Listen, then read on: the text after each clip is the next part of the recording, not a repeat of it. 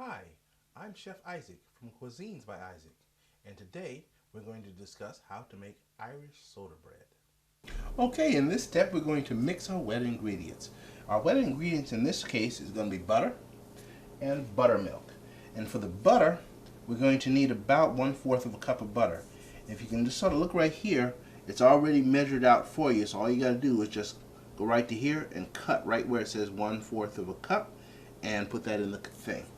And then for the buttermilk, we're going to need about 1.5 cups of buttermilk, which I'm going to pour into our measuring cup here, and we're going to mix the two wet ingredients together.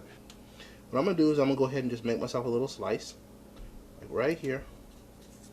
Butter's actually a little soft, so I'm going to go ahead and open it up.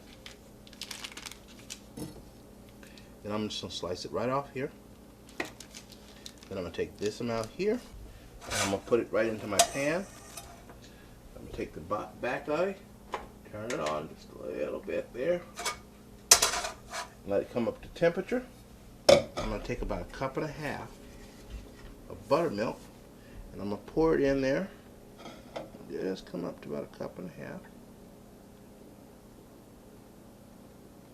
Somewhere around there. Alrighty.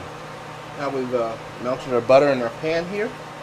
Then what we're going to do is I'm going to take it and turn the eye off. I'm turning the fan off basically because it's irritating me. And it's going to come here, and then I'm going to pour the milk right in there. Now this is it. We've mixed our wet ingredients.